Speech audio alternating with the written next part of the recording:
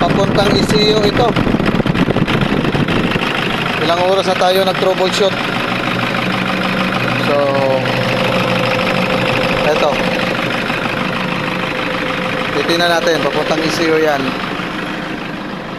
Ang issue nito ay ayaw umandar. Ang sakit sa ulo. More than a half day na tayo.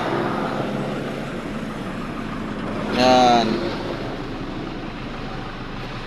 Share na natin. Baka makatulong din tayo. So itong green na may repeating puti, ito ang may nakaproblema. Yung tinatawag na open circuit. Tapos makikita din natin yan, yung kulay green na may repeating dilaw, ano,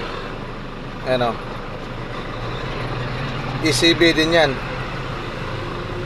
Itong dalawa na to, itong tinusok ko ng needle at saka itong green na may repeating dilaw, ECB connection yan.